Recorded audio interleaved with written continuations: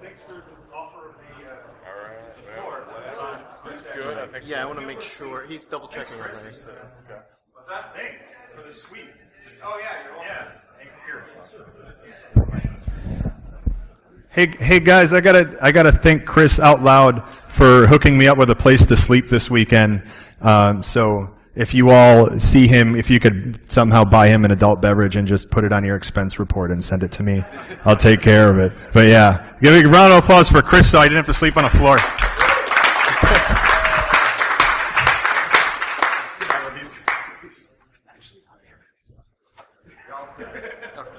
All right. I'll let you address that. All right. Next talk is going to be Benjamin Brown, who's presenting on defending doxing. All right. Thanks, Benjamin. Yeah. Hey everybody, as you mentioned, my name is Benjamin Brown. Can everybody hear fine? Yeah? Yeah? Okay, great. And this is about actually defending against doxing in multiple layers. That's A, understanding what it is, B, understanding how it happens, and C, what to do about it.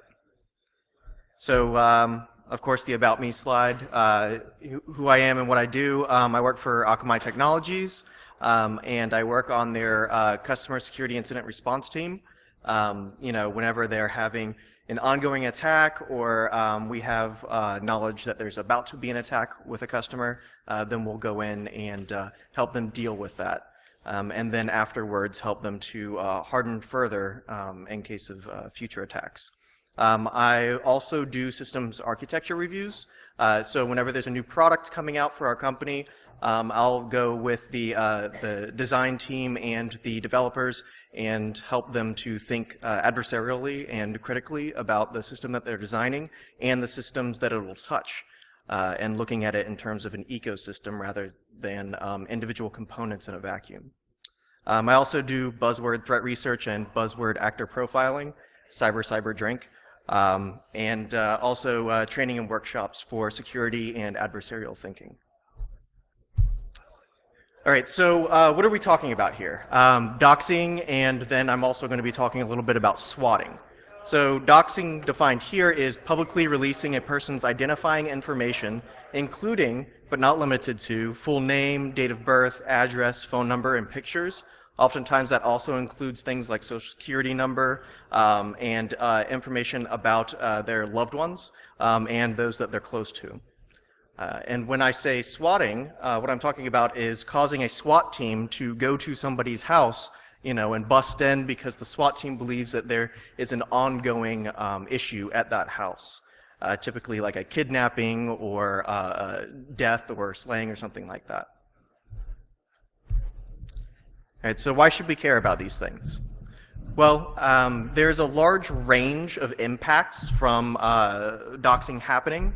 When your public information is leaked, and leaked in such a way that it is encouraged that you're targeted for further persecution, and it can lead from basic pranking and gray marketing, upticks in that to information that's sensitive to you or your family members being put out there, as well as online and in-person harassment, bullying, stalking.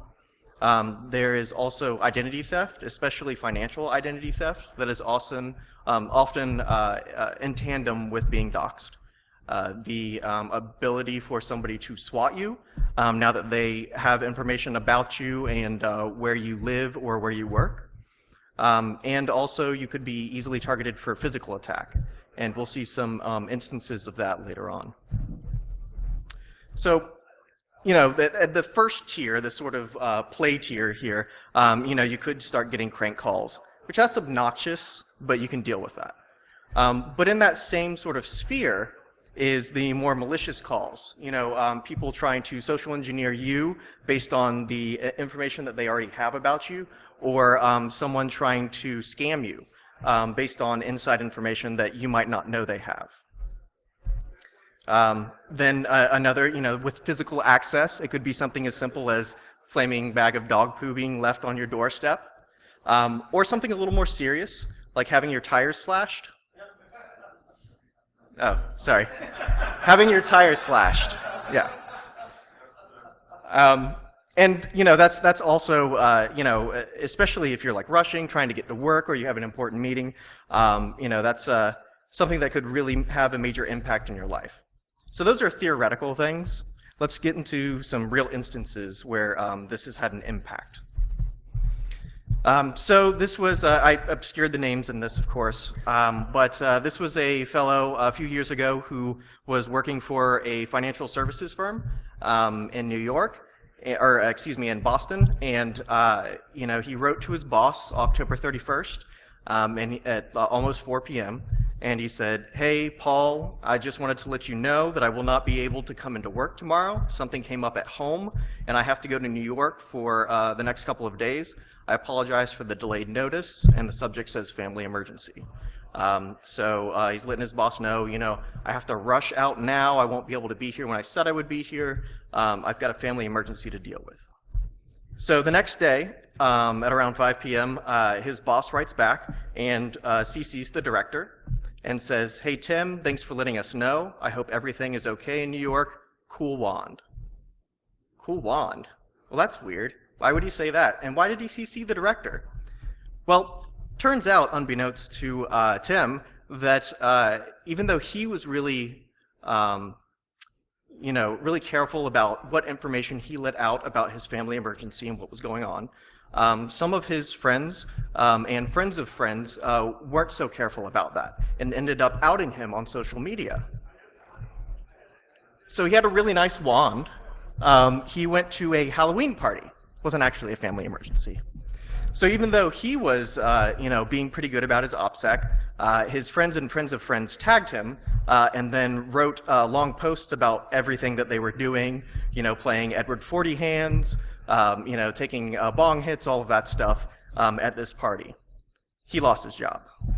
So this is, one of the impacts of having a lot of your sort of private life being put out there by other people. Now, a more serious case. During the Boston Marathon bombing, there was a group on both 4chan and on Reddit that wanted to play Internet Detective. They wanted to go ahead and try and find out, okay, who is this bomber or set of bombers? We're probably more equipped to handle it than the FBI or people who do it professionally because we're on the internet. So one of the people that they really started pointing out was Sunil Tripathi. Sunil Tripathi had been missing since March 16th, and when he was being identified as a potential suspect by these online vigilante groups, it was starting to be picked up by the media and gain legitimacy that way. People ended up finding all of his personal information and putting it together in a docs and dropping that information for him and his family to be targeted. Because it was believed that he had perpetrated the bombings. So it turns out it wasn't him. He wasn't the person who did it. And his family was receiving death threats, harassment, drive-bys to their houses. And what had actually happened was, before the bombing, Sunil committed suicide. His body was later found in the Providence River. So his family was having to deal with not only the death of their son, but all of this online and in-person harassment and death threats and things like that, all because somebody decided to put together their personal information and drop it out there, falsely. Another case, when Amanda Todd took her life after being consistently cyberstalked and blackmailed, Anonymous again, wanted to go and play White Knight and find out who did it and make him pay for it. So they ended up putting together docs on a guy, including all of his social security number, where he lived, where he worked, all of the contact information for him and his bosses, and released all of that information, encouraging people to target him.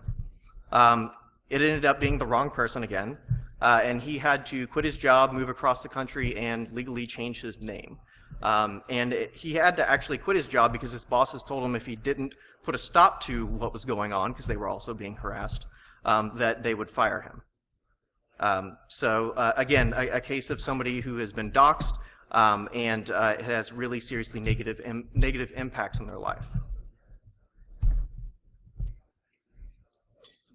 Another case, during right after the shooting of Michael Brown and during the Ferguson riots, again, Anonymous wanted to find out who the shooter was of Michael Brown. And so they thought they got the right guy. Again, it was the wrong guy. And they also ended up doxing his mother, because that makes any sort of sense whatsoever.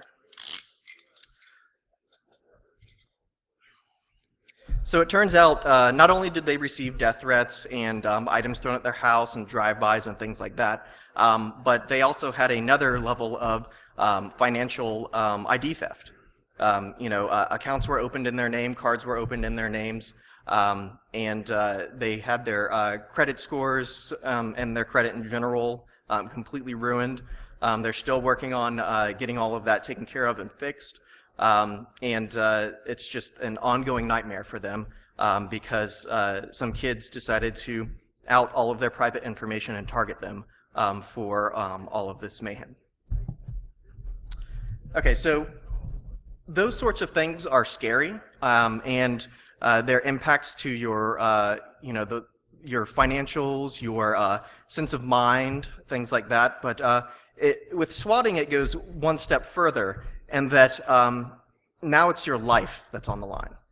When you've got a bunch of people, especially if they have a no-knock warrant, and the SWAT team comes in, and they're busting through your doors, your windows, especially if it's late at night, early in the morning, and if they're not properly identifying themselves or you're still in a haze, there's a lot that can go on in that situation where you, your dog, another family member can end up receiving serious to mortal bodily harm. And there are lots of instances of this. You can go online and see videos or read about stories of SWAT raids on the wrong target that have gone very poorly. You can also see where kids are, online gamers are targeting other gamers, pissed off because of some perceived slight or another. And you can see videos that were a live capture of this going on, where somebody was angry at somebody else who was recording their gameplay and ended up calling the SWAT team on them. And you can see in the background, when they're recording their gameplay, the SWAT team actually coming in, throwing them on the floor, going through their house, all of that. And some of them are pretty terrifying. Also during Gamergate, a lot of the females and males who spoke out for the way that women were treated in both gaming in general and gaming reporting, they were also being targets for swatting. A number of them had to deal with the SWAT team coming in multiple times to their house, and both physical and mental distress that comes with that. Ashton Kutcher was swatted twice because somebody thought it would be funny. And Brian Krebs has been swatted many, many times because a lot of the reporting that he does has serious financial and livelihood impacts on cyber criminals. And if you don't feel like doing the swatting yourself, or you don't want to get in trouble for doing it, or don't want it to be tied to you, then you can hire somebody else to do it. So this was on one of the darknet markets. This was a swatting as a service. If you paid this person $100, yeah, it's the new SaaS. If you paid somebody $100 in Bitcoins, then within 10 days they would have that target swatted. Well, that could be somebody just offering the service. We don't know if it really works. Turns out they actually have really good ratings and feedback. So this service has been, very highly rated and used many times. And lots of people here saying it was worth it. The person really does it. They delivered their promise. I got the police involved without being tracked myself. I'm very happy. Yeah, that's terrible. And you can see the dates. This was actually, the last one was June 19th. It was pretty recent. I also want to point out that this isn't just a North American or Western phenomenon. We also see analogous examples of this whole doxing phenomenon in Asia, especially in China, with something called the human flesh search engine.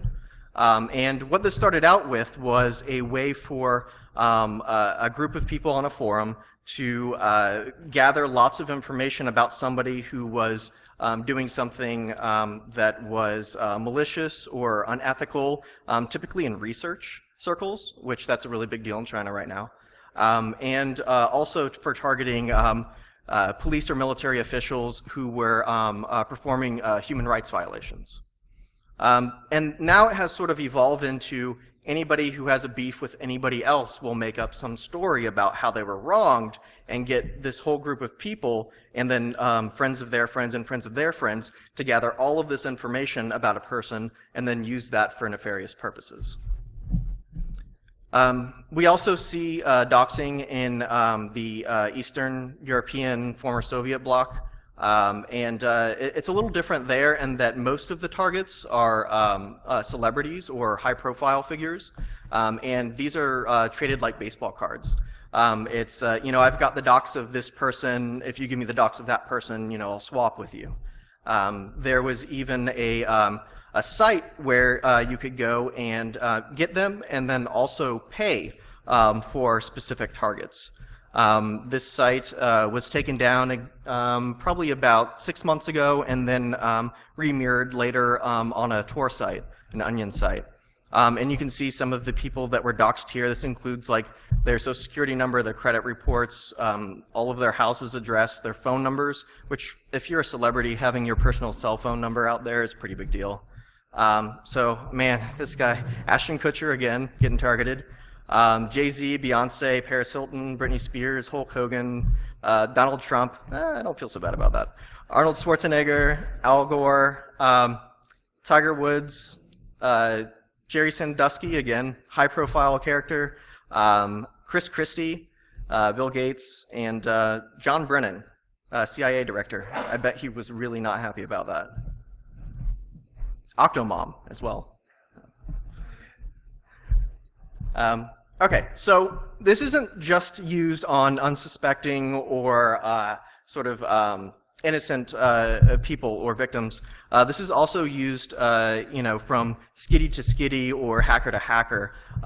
In the underground forums, typically it's when two skitties are like, you'll never be able to hack me, I'm undoxable. You'll see a lot of them will have like the tag undoxable next to their name or something like that. And then, of course, that's inviting someone to try and dox them, which eventually they do because their OPSEC is terrible.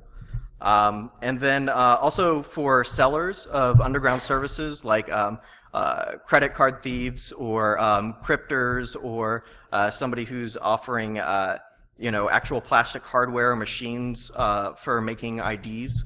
When they want to corner a market, sometimes what they'll do is they'll dox everyone else who's selling in that market and then swat them, get them sort of outed. That way they can take over the buyers from them.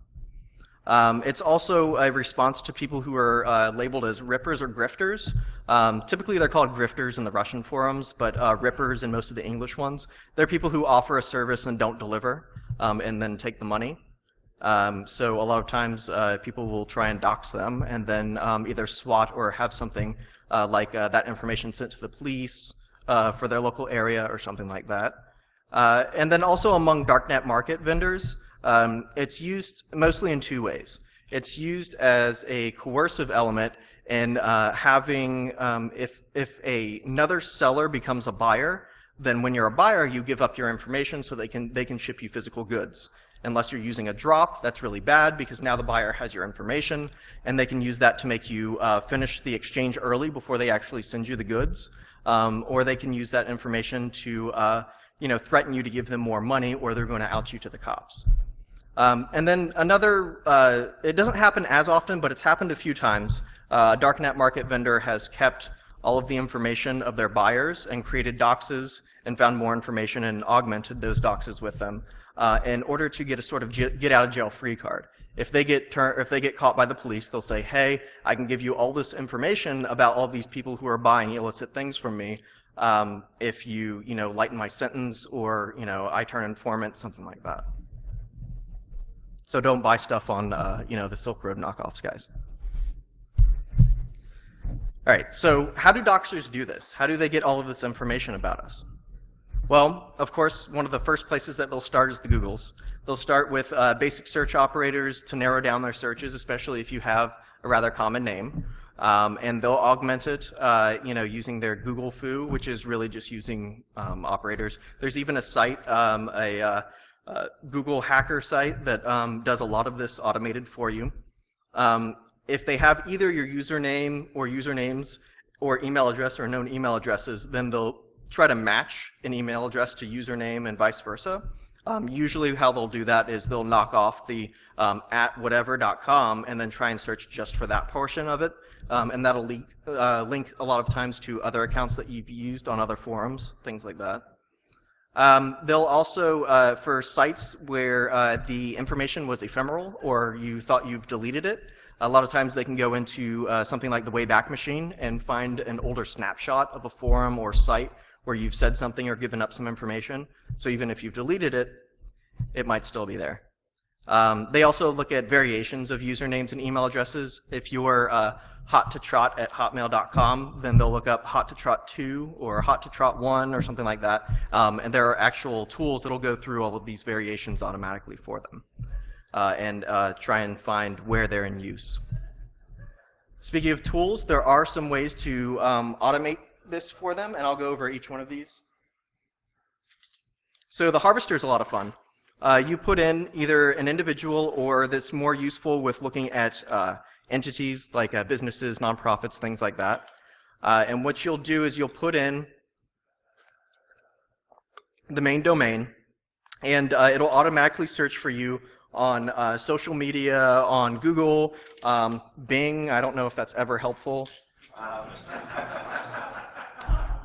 And it'll also look, do a recursive DNS lookups. It'll do, try and find more information about the net blocks for anything it finds. It'll also do DNS zone information for the entity that you've put in there. So that's one way that they can start to target your business, or if you're a consultant or you have your own business, get more information that way. Maltego is useful. Not only for its transforms, but it's useful in getting your brain to think about something in a different way. Because you're not just looking at a list of information, you're looking at an actual visual representation of a social or a relationship network. And so that's useful in having you come up with new, inventive ways to find out more information about somebody and the other entities that they work with and that they touch. Creepy is just like it sounds. It's really creepy. It's a Python script, cree.py, and what that does is it uses Facebook's API to do searches to find information that you wouldn't be able to find if you were using a browser. So the API is powerful in the amount of information that it gives out, especially if you've done a really good job of locking down your Facebook account. What it will do is it'll search through friends of friends and then friends accounts to map out information about you, pictures and things that you've been tagged in, and it also leaks out more information that could be used to build a profile on you. ReconNG is a framework that pulls together some of the functionality of the previous tools and adds functionality of other tools as well, and it also acts as sort of it keeps track of everything that you're doing to make sure you're not, doubling your efforts or things like that. It's almost like a forensics report. It'll actually do a nice little, output of a report, and this is all for doing recon both on individuals and on entities. One of the next places that doxers will typically look for information is social media, which is just a treasure trove. People's Facebooks, their Twitter accounts, LinkedIn is a big one, especially for giving information about somebody's professional life. Through those methods you can get contact info, family member information, who their friends are, who their acquaintances are, where they physically tend to hang out, what their patterns are, what their interests and skills are, the jobs and places that they worked in the past and where they are currently, who their colleagues are. This is all really good information for social engineering more information, especially if you start to pose as people who are friends or acquaintances or colleagues. And then also, it's a great place to get answers to people's security questions. A lot of times, when you put in your security question, it'll be something like my first car, or my favorite pet, or something like that. Those are things that people tend to talk about, and like their Twitter streams and their Facebook streams, especially if you go back in time to when they were like in college or high school or something like that. So if you can get their answers to security questions, you can get into things like their email account, which gets you into pretty much all of their accounts. An example, visual example of the type of information that Facebook asks you for, and if you choose to give, it'll give to other people unless you specifically tell it not to. Your birth date, again, good for guessing passwords. Your children and your children's ages, good for guessing passwords. Your physical location, your hometown, your relationship status and anniversary, again, good stuff to put into a password script. Also, your email address, your your AIM name, that's good for phishing, or getting them to click on something malicious. Also, information like your activities and interests, really good for social engineering. So it's not just Facebook, Twitter, High Five. Does anybody in here actually use High Five? No. Okay, nobody in here is from Brazil. Got it. All right, so there's other places that act like social media, but we don't typically think of them as social media. Forums, especially interest forums or hobby forums. Mailing groups or mailing lists. Yahoo groups. Those are places where people tend to give up information about their birth date, which is usually on your profile for that website. Your age, also usually on the profile, and location. What your hobbies are, and this gets really tricky, especially if it's kind of a weird forum for most people. Like if you're really into ponies and you talk about it a lot, and you use the same username there that you use other places, that's something people can find. Also, they can see your chat history or your posting history and who you've talked to a lot, which gives them a username that is trusted for you that they can pose as to get more information. Also, forums, mailing lists typically are public, the information in them a lot of times, especially if they're mailman mailing lists, the archives are available. But also in terms of forums, those get breached all the time. It's not a matter of if that information is going to be leaked, it's when it's going to be leaked. An example of a pretty impactful breach that ended up causing a lot of people harm and suffering, especially for their families, was the Adult Friend Finder breach. The sheer number of military and government accounts that was leaked, as well as what their fetishes were, who they were talking to. We saw some cases of high-profile members that were leaked through Adult Friend Finder leak that were being blackmailed as well. So that's another thing that can come out of those breaches. Yahoo groups. Is anybody in here a member of a free cycle group? That's usually a pretty big one. So there, typically what you're doing is if you've got something to give that's free, you want to let them know where you are. On the side they say don't actually post where you are, but people do it all the time. They say, hey, I live blah, blah, blah, blah, blah. There's a mattress on my, on the side of my house. Come get it. It's free. Well, so now they've got, if they know your username on Yahoo, now they've got your address. Who is information? So who is information? You have to post your full name, your phone number, your fax number if you still use one or are from the 80s, email addresses, and your physical address. So here's an example of one. This is for searchenginejournal.com. We have Lauren Baker's full name, her email address, her address, her phone number, all of that is there in that who is information. So we'll talk a little bit later about something that you can do about that. So there's, I'm sure a lot of you are aware of privacy settings for using a third party as sort of in between you and your who is information. And there's also a downside to that we'll talk about. All right, so the real scary guys, the data brokers. Data brokers and data clearing houses like Spokeo and Intellius. Intellius is probably one of the largest ones for information on individuals. For information on companies, I would say Hoover's is probably the largest. People, PQ, there's a whole bunch of different ones. If you haven't looked yourself up on these, I would suggest you do it. It can be very creepy.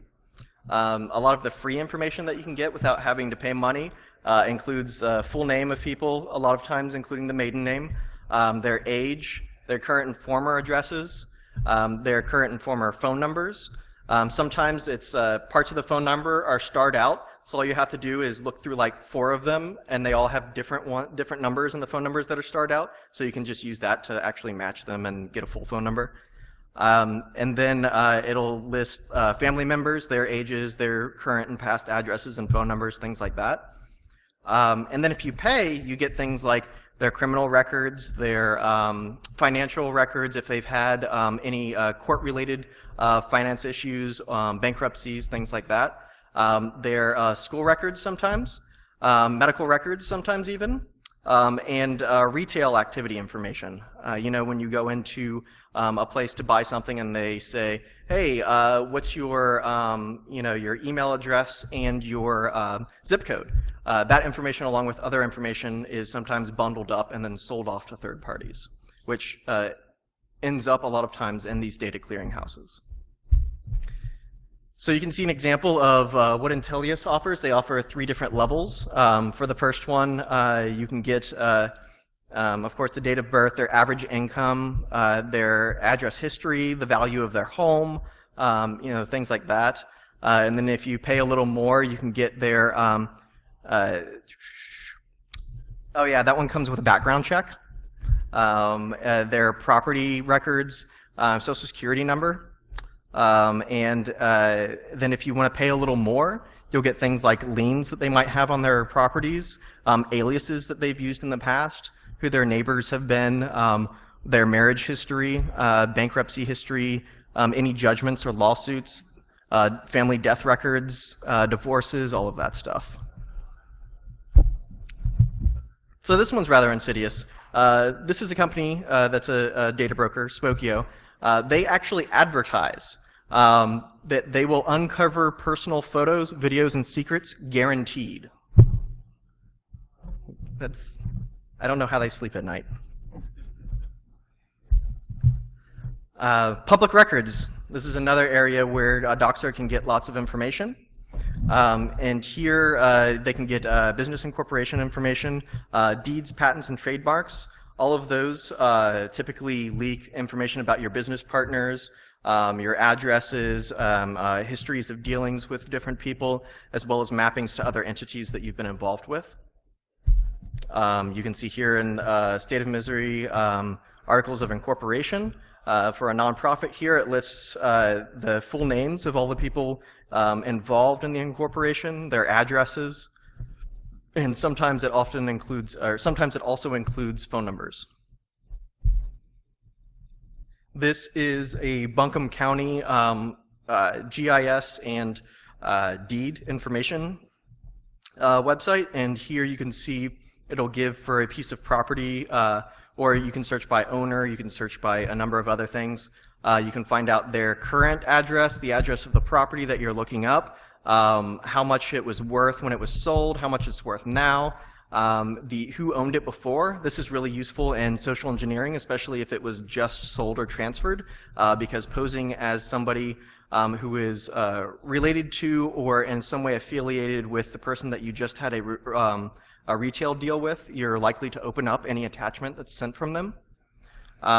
Then some more information that it typically gives, especially if somebody wants to publicly or personally come to you or your property or plan something that involves that. It gives any improvements you've done over time, and some sites also will give the exact layout and square footage, including a map of where everything is in terms of your house and land layout. So that's useful for planning if somebody wants to be a creeper or do something more insidious. If you've given political contributions, a lot of times your name, address, your political affiliation, and your donation amounts are attached to that. Donation amounts, especially over time, can give an indicator of somebody's income level. And also, political affiliation is useful for social engineering or phishing.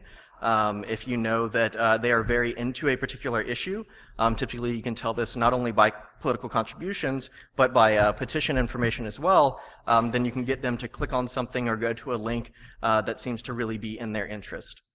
The petition signing and petition for recall signing, a lot of that is public data. There is your name, your geographic location when you signed it, as well as more fuel for social engineering, especially if it's hot button issues for you. Another area where people can get a lot of information about you is EXIF data in your media. We were talking about metadata earlier in the CTF training. There's a really good tool for that called MetaGoofil, and that one's really useful for extracting like PDF data, data from documents and things like that. But when I'm talking about this EXIF data here, it's times and dates, software information, device computer information, and GPS coordinates. Which is really useful, especially in pictures and videos, for nailing down when somebody is at a place, how often they go there, if they can get lots of media, and where exactly it is. If you take a picture of your kids at the park, now whoever has that EXIF data knows exactly where that park is, when you were there, and what kind of camera you used, things like that, what kind of phone you have. So here's an example. This is metadata from a picture that was taken with a Nikon D300. It gives the date that the image was taken as well as the latitude and longitude. Social engineering, incredibly powerful. There is, if you hang out on, and I suggest that you not because it'll make you go insane, hang out on ScriptKitty forums or IRC chans or chats in general, they like to, especially when they're doxing somebody, they like to really boast about their social engineering skills. So some of the things that they boast about doing is calling somebody's ISP or their phone company and pretending to be a spouse or a delegate for that person. And if they act angry enough or loud enough, then typically the person on the other line is a tier 1. They're not getting paid enough to deal with that, and they'll just give up information. Sometimes that includes call history, phone logs, things like that. Also, calling current or former places of work, acting as somebody who's doing a background check or somebody who is doing calling for a reference. You can get a lot of information about someone and their professional place of employment. Also, calling family members, acting as a friend, and calling friends, acting as a family member. When you call them and you're acting like there's an emergency going on with the person that's your target, you can get a lot of personal information. So, what do we do about all this scary stuff? I'll go into some defense methods, and then I'll go into another section if you want to get like really paranoid about it, which is a lot of fun actually. So you of course want to lock down and tighten your security and privacy settings on social media like Facebook, Google+. I suggest just shutting Google+ down altogether. LinkedIn, I don't think Google Wave is still alive, so don't worry about that. Also restrict the personal information that you share out. You don't need to constantly be checking into Foursquare, telling everybody where you are and that you're not at home at that moment. Foursquare has been used repeatedly by burglars.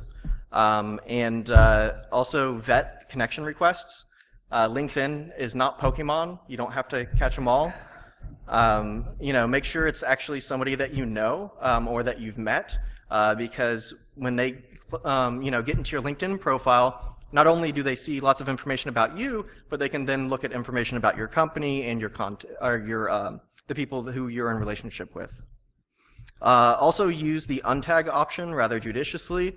You can go in and for photos of like maybe you dressed up like a fairy at a Halloween party when you were supposed to be working, you can untag yourself in those. I like to do that a lot. And you can also request when somebody takes a picture, a group picture, just say, hey, please don't tag me in this. You can block and uninstall third-party apps, especially in Facebook. You should really do this. No, you do not need to be playing Farmville all the time. Third-party apps get a lot of access to your data. Even if you lock down your account, it bypasses those lockdown methods. Third-party apps have been known to be sold off to other companies, and that data used for more sort of gray area enterprises, targeted marketing, things like that, and that information being sucked out of your account and information being sucked out of your friends' accounts because friends get a lot of access to your information. And then that being used as a bargaining chip or a means of profit. All right, of course, basic security in terms of your passphrases, use strong passphrases. Notice I'm saying passphrases instead of passwords. If somebody's going to try and brute your passphrase, it's going to be a lot more difficult than a shorter password. Wherever it's available, please, please, please use two-factor authentication. It's just another layer for them to have to get your actual physical device or your physical phone instead of being able to do it from their basement. Also, don't reuse passwords. We see this a lot at Akamai. We see a lot of our retail and airline customers and hotel customers that constantly have account checkers that are being, that are going from botnets against their sites. What they'll do is they'll take breaches from forums, from RockU, of course, but also from other areas where, especially where the username and the password or the email and the password have been breached. And they'll take all of that and they'll put it into a file and then have the bot network just hammer tons of different sites with that exact information. Because a lot of people reuse usernames or emails and passwords, there's a high level of efficacy for them in that. And they'll go in and if there's credit card information saved into the account, they'll use that, they'll take it out. If there is address and personal information in there, they can use that as well. Or if that account is linked to something that can purchase goods or gift certificates, they'll use that a lot as well. If you have old accounts that you're not using, like old forum accounts, or God forbid a dead journal account or live journal, I shudder to think about the things I used to post on those. Go back in there and download whatever you want to save and clean them out. That way that information isn't hanging around for people to use against you later. Again, with disused accounts, if they have the option to actually delete the account outright, that's useful because then your username or email will no longer publicly be tied to that service.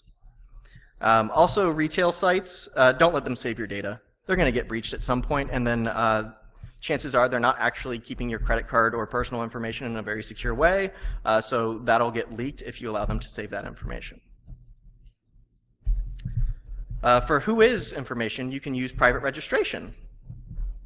So you've got, instead of your actual information there, this third party that you're paying for their service is typically pretty cheap. The whois information will show up as their general information instead of yours. Now, can anybody point out a potential issue with using a third party to fill in your whois data with? Well, that's one of them. Yeah. Anything else? Well, so in some ways, they have a claim to your domain account now. So there are companies out there that are not as well-known privacy companies that will email you directly when they say you've got a new registration. Luckily, a lot of this goes to spam, and they'll offer privacy services. And what they're actually doing is they're looking to then be able to, especially if you're with a domain name service that is not very good at double and triple checking, who's calling in. They'll say, hey, I'm obviously the company that's managing this domain for them. Look, I'm on the whois information. I want to redirect it to these DNS servers or to this URL, which then may be serving malicious stuff or ads or something like that. So these data clearinghouse companies that you can go in and buy information about people from, all of them that I've seen do have opt-out methods. Sometimes it's a little tricky to get to the actual opt-out, or it's like really, really like 2 pixels, the little link for it. And if people want these slides, there is at the bottom of the slides a link to a place that has a list of a whole bunch of them and what you do to opt out. For Spokio, it's spokio.com/opt_out/new. There, the verification that they need is just your email address. People, it's the same, just the email address, Zoom info email address. Some of them require a little more information. I'll let this guy take a picture. And for white pages, they want your email address and phone number. So Intellius kind of puts you in a weird position, and that to opt out, they want a copy of your government-issued ID. So I'm trying to get you to take down my information. I don't want to give you more personal information. So that one's a little tough. It's, again, going to be a personal risk call. You know, you want to weigh your options there and see if it's really worth it for you. There are government-issued IDs you can get that don't have a lot of information on them. So that might be an option for you as well.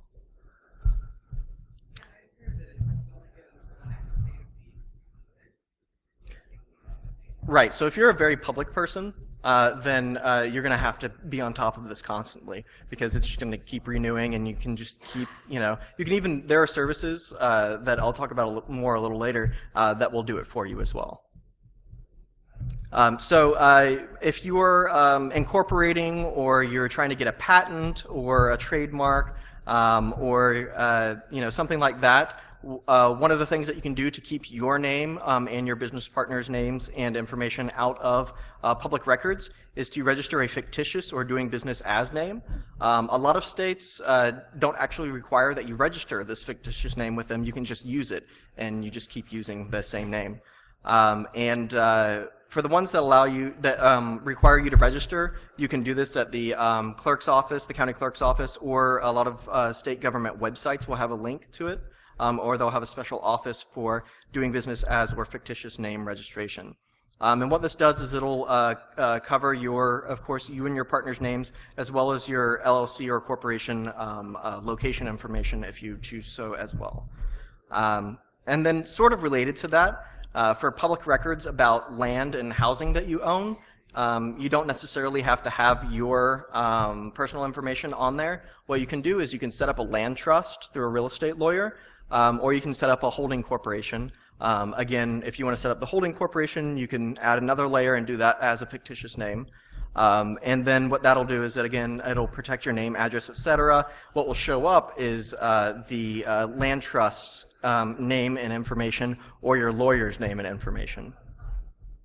And it'll also keep the sales price private, which is an added bonus there.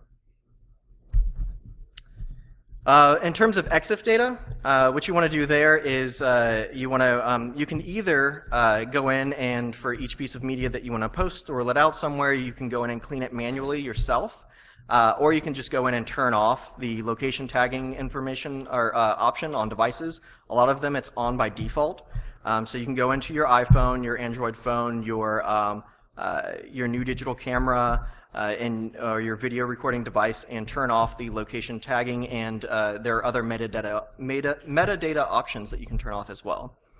In terms of tools to go in and delete EXIF data, I really like EXIF tool. This one works on Windows, Mac, and Unix, Linux. It's really useful not only for deleting metadata, but if you want to go one step further, you can put in false metadata.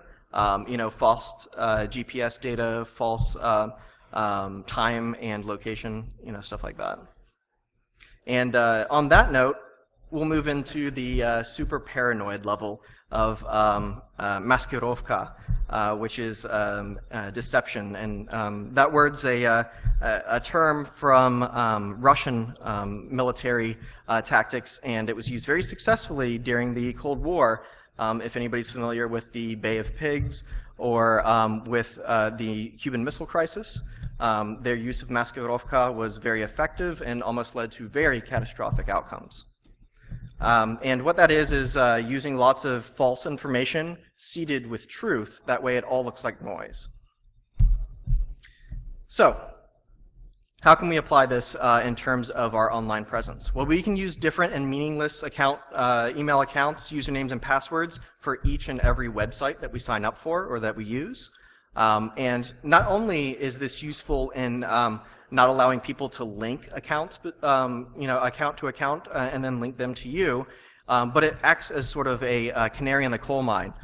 When you start getting spam or something from, at a particular email address or using a particular username, then you know that that information has somehow been given or sold or leaked. And also employing pseudonyms, not using your real name online. Being wary of cloud services. I don't really expect you to raise your hand, but anybody here familiar with the fappening? Okay, so this is a lot of celebrities and non-celebrities had their nude photos and videos leaked. The vast majority of this leaked information came from their iCloud accounts. So anything that you're putting out there in the cloud, then if that service or the servers that is hosting that information are if there's data exfiltrated from that, then that could be your data if you're using that service. Also, in terms of your phone number, you can rotate your phone numbers. You don't have to actually give out your core phone number. You can use services like Google Voice, like Fring. There are a number of other ones that'll give you a phone number that you can just rotate through, get a whole bunch from them and give them out to different services, which is also, again, a good canary. If you start getting calls on that number and you only signed up with it with particular services, then you know which ones were leaking that information. You can change your passwords often. I really recommend that you do that if you are, especially if they're like things that are for your bank account or, really important services. Also, using password vaults is another really good alternative because you could actually have really strong long passwords that you don't have to remember or write down on a post-it note and put on your monitor. And the password vault itself will keep control of it. The only issue there is there's, again, one master password for that vault. Also, you can shred all identifying paper and mail so that if somebody decides to go through your trash, there's not going to be a lot of useful information for them to use. This is especially important to protect against financial ID theft. If there's some information for to sign up to get a new credit card or something like that, somebody could use one of those forms from your mail. Also, you could use differentiated information release. You don't have to, again, take pictures of your food where you're eating and post it right then and there. When you're on vacation, you don't have to be announcing before you're going on vacation when you're going on vacation. You don't have to upload pictures right while you're there. You could wait and upload them later. Again, that gives people information of pinning down where you are and what your patterns are. You can give false information, and it's fun there to have family and friends corroborate that, where you have information of a vacation that you went on or are going on, and you're not actually doing that. You can also cultivate multiple online personas and rotate through those, which is really useful, especially if you start mixing the data, because when they go to do a dox on you, they find lots of conflicting information, which really frustrates them and makes me happy to think about. Using VPN, of course, especially if you've got stuff that you're dealing with that isn't properly secured and sending stuff over over the wire in plain text, like email. Email is not it wasn't designed to be secure. So using a VPN, put it on no split. You don't want to be leaking that DNS information. Also, consider using Tor, but it's really slow as balls, and it's not as slow as I2P. But it is slow, and it also is not a silver bullet, so don't just assume because you're using Tor you're anonymized completely. Don't use Skype. It's backdoored. We know it's backdoored, and we don't know who all has access to that. It also has a number of issues with it where people can just get your IP address or your email address, and they can reverse more information about you from your Skype account. And encrypt all the things. Use off-the-record, PGP, etc. All right, so real quickly, say you've already been doxxed. What do you do? So you mitigate the immediate danger, call 911 if you feel you're in immediate harm. File a police report. This will get the ball rolling and add legitimacy to if you have to do things later. Fully document everything, take screenshots, printouts, especially if somebody's saying, haha, I doxed you. You want to capture a record of that, and then start cleaning up the information that was leaked and used. You can even get a little insidious and use the DMCA to get a lot of that information taken down, because Google and other people don't actually go through to verify that a DMCA is legitimate or not. They'll just take down the information a lot of times. You can also employ credit watch services, ID theft watch monitoring. If there is ID theft or blackmail, the FBI takes that very seriously. So contact the FBI, especially if you already have a police report in place. You'll have that much more legitimacy.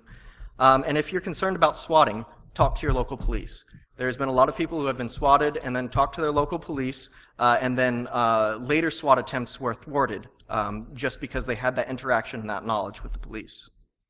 So, that being said, I always want to hear of more examples from people of tools that they know of, methods that they know of, that leak our information, that we have something that we can do about it, that we can start to disseminate to more people. Again, I do want to add the caveat that this is not going to be one size fits all for all of these processes. If you're a very public person and that's part of your income, your risk matrix is going to be very different than somebody who wants to be a very private person. So you're going to have to look at all of the techniques and all of the ways to defend yourself and see if it really makes sense for you and your business. If anybody wants to send me information or get a copy of the slides, there's the email address, and I'm open for questions or comments. With VPN and Tor, could you do both, in which order we should consider? Yeah, so it depends on what your concern is. If you're concerned about your, say, ISP seeing that you're using Tor, which some ISPs are dicks about it and will throttle you or block you or something like that, you'll use the VPN first. That way all the traffic, including the Tor traffic, is going through the VPN channel and they won't be able to tell that it's Tor traffic. Again, that'll make things slower, so it depends on what you're doing. Okay. All right, so there's the email address, or come see me. I'll be around. All right, thanks a lot, guys.